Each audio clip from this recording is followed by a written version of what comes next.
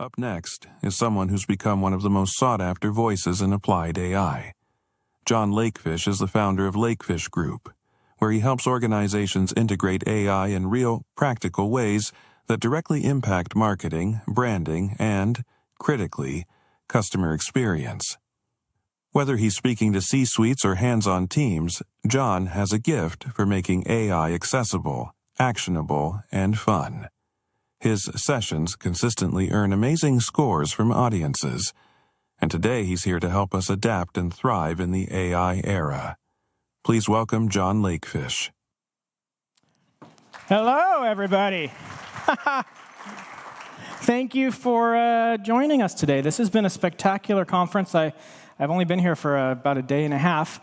Flew in yesterday. But I can tell you from perspective of audience attendees, most of you have signed into the app, I'm assuming.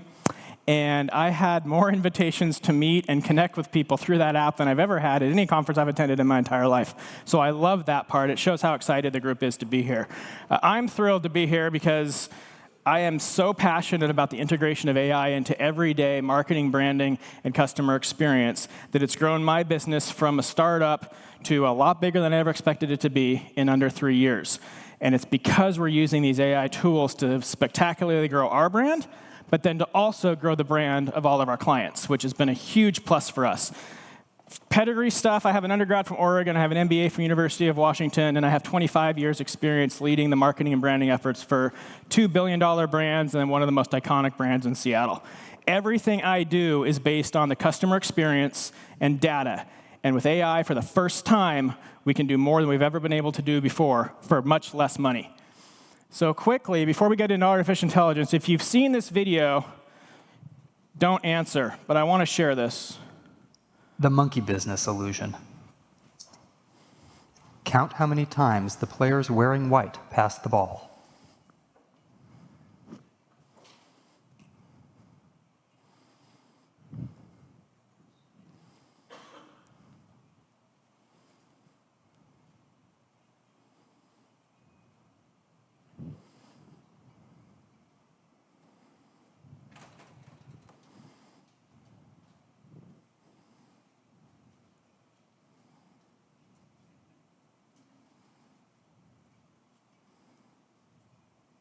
Okay, how many times? Shout out guesses. 16? 14? Okay, the correct answer is 16. But if you've seen this before, you know the funny part. The correct answer is 16 passes. Did you spot the gorilla? Who spotted the gorilla? For people who haven't half. seen or heard about a video like this before, about half missed the gorilla. But if you knew about the gorilla, you probably saw it. But did you notice the curtain changing color or the player on the black team leaving the game? so that's much more uncommon. Anybody see those two? Let's rewind. Yeah, and so watch just it a again. couple. So here, you'll see. Pretty exciting. Here comes the gorilla. Here comes the gorilla. And there goes a player, and the curtain is changing from red to gold. That is the monkey business illusion. The reason I bring that up is because when it comes to marketing and branding and the customer experience, the most important thing is perception is reality.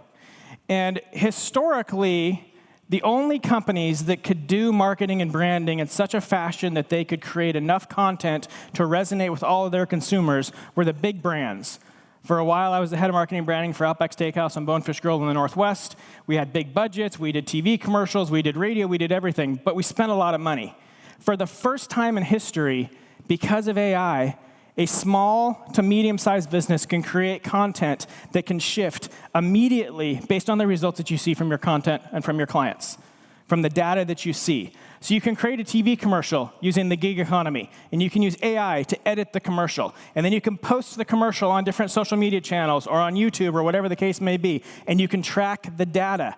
And if it resonates with your customers, awesome, keep going. If it doesn't, shift. Film another commercial, literally, for $1,500. It costs nothing. And then to pop into an AI platform is a monthly subscription fee. It costs nothing. So for the first time in history, the small and medium-sized brands can compete against the big brands.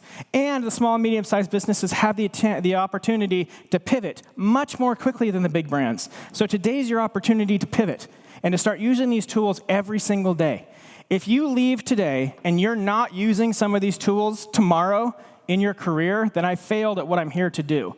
Because I'm here to encourage everybody to try to use these tools as often as you can for things that you've probably never even thought about using them for. If you are not using AI tools every day of your life, you're making a huge mistake. You've got to start training. Whether you need it or not is irrelevant. You're gonna need it, and you're gonna interact with it every day, so the faster you're good at it. Remember when you met executives 20 years ago, 10 years ago, that still don't even use email, and they have their secretary print out the email, when it felt so weird? That's how not using AI will feel. So how many people here are using AI every single day? Okay, so how many are using ChatGPT? Paid ChatGPT Pro? Anybody, the $200 version per month? No? How about Ideogram, or Midjourney, or Hedra, or 11 Labs? Okay, so you're going to want to take your cameras out in a second, because I'm going to have a slide that will show you the tools that my team uses both for us and for our clients. Right now, I would love to say that there's one specific platform that does it all, but there's not. So you have to have 3 or 4 or 5 different subscriptions, but you can get so much done with those subscriptions so much more quickly than ever before. We had a client in Texas in the financial sector. They were starting a brand new product line that was only available in Texas. All they had was a 2-page PowerPoint deck and the name of the financial products that they were offering. Through the power of AI, we were able to create all the content for their entire website in 2.5 hours on a Sunday night, have it approved by their chief compliance officer the next morning, the CEO the next afternoon, and started designing the website the next night. 17 days later, their site was live. And all of it was done with the help of AI. There were absolutely 0 edits from the compliance officer, because the system knew how to write the copy for the website by following the laws that it recognized in the financial industry in Texas. These are things that you've never been able to do before. So who's here willing to admit that they watch South Park? I know most people don't want to admit it, but come on, you got to admit it for a second. I watch it, and I've got an MBA, and that doesn't make me any less intelligent, okay? So take a look at this. Wendy just came up to me and was acting all hurt because she thinks I don't care about her. Uh-huh. When she said that she wishes I would reply to her text the way that Clyde responds to Bebe, so, how do you do it? ChatGPT, dude. ChatGPT? Yeah, dude. There's a bunch of apps and programs you can subscribe to that use OpenAI to do all your writing for you. People use them to write poems, write job applications, but what they're really good for is dealing with chicks. Here, check it out. There's tons of ChatGPT apps for your phone. So then I can take whatever latest dumb thing Bebe texted me, I copy it, then I open the GPT app, click respond to, paste her text here, hit write, it just thinks for a second. You would look great with any length of hair, trying a new look could be fun. Copy that into messages and send it off. It's super easy and convenient, and it saves me a ton of time because she texts me so goddamn much. Jesus Christ. I probably won't do it, but thanks for being supportive. Cut, paste, write, cut, messages, paste, send. There. Pretty cool, right? So these guys, I actually consider them some of the most intelligent animation writers in history. When ChatGPT launched 3 months later, they put an episode that they had created, the first 21 minutes of the episode, into ChatGPT. And they said, I want you to create the last 5 minutes of this episode for us. And they did it, and it's an episode you can watch today on Comedy Central or on YouTube. It's not as good as a lot of their episodes, but keep in mind, this was 3 months after ChatGPT launched. So if you fast forward 2 more years, if they were to do it tomorrow, this would be dramatically better, because we've all seen the changes that have been happening daily in this world of AI. And these kind of examples are spectacular to say, hey, everybody's trying it, why aren't you? Okay, so why do I want to use AI for the customer experience and for marketing and branding? It's going to create better content. Train the model on your voice, period, end of story. Open a folder, upload all the documents about your brand into ChatGPT, and then when you're creating content, you say, hey, I want you to review my brand details, I want you to review the emails that I've written, I want you to review the brochures we've created, the press releases we've done, and I want you to create X for me, but I want you to do it in my brand voice. So you can create better content, and you can always be on brand and on voice at all times. You can now create graphics that are spectacular. Ideogram launched 3 days ago, a platform where you take a logo and you take an image, and all of a sudden you have an ad, and it's done for you immediately. That's brand new. It used to be challenging. You'd have all these weird tweaks you'd have to make. You don't have to anymore. It's easy, and it's done in a heartbeat. You can analyze data. How many of you are using ChatGPT or other tools to actually analyze 12,000 lines of data from an Excel spreadsheet? Anybody? Because you can, and it will give you spectacular answers. I've solved problems for clients that they'd been working on for 6 months that we solved in an hour and a half one night with ChatGPT Pro. And they were floored. And they said, well, I guess we're going to get that subscription now. We're going to solve it for a seasonal perspective because you solved it for an annual perspective. So these are the tools that my team uses today. Quickly, ChatGPT, in my opinion, is by far still number one. It goes back and forth sometimes between Claude. Grok and DeepSeek have actually turned out to be pretty good. I'm disappointed to have to say that I actually think DeepSeek does a good job, but I'm very fearful of the privacy issues with DeepSeek. Ideogram and Midjourney are the two top image generators, although ChatGPT 4 has an amazing image generator in it now, which for a while was actually better than Ideogram and Midjourney. And then Sora is the video platform. Opus Clips allows you to take long content. So if you film something about your brand that's 60 minutes long, you can pop it into Opus Clips, and it will provide you with 10 or 20, 30 to 60-second clips with subtitles that it thinks are going to be the most effective on social media platforms. And it will give you a score. So you can go, oh, this is perfect. Here's one that's got a score of 99. So I'm going to post that on my social media channel. It gives you the copy for the social media channel, and it gives you the hashtags for the social media channel. It is spectacular. Remini is a headshot platform. Upload selfies. It gives you professional headshots. Also a pretty good platform. Genre X was great. As of yesterday, their systems are down. So who knows? That's one of the challenges with these AI platforms, is sometimes when you try something new, there's a challenge because it's not there the next day. And then 11 Labs is voice. So here's what I want to do. I want to start doing a quick live demo with everybody in this room. Before you ask, yes, being polite matters. I presented in St. Louis yesterday, and I had a woman in the audience who was debating me because there's been recent content that because people are using please and thank you, it's costing the AI, the LLM platforms, millions of dollars. My retort was, if the answers are better because I use please and thank you, I'm going to use please and thank you. If they don't want us to use please and thank you, then they need to change the algorithm so it doesn't provide us with better answers when we're more polite. But that's also human nature. As humans, we tend to be kind to one another. So if you're kind to the LLM, it's going to give you better answers than if you just ask it as if you're a micromanager who's just telling your teammate exactly what to do. So let's do this. What I did is I went into ChatGPT, and I said, hey, here is a list of the grade 3 sponsors. So let me pull this up here.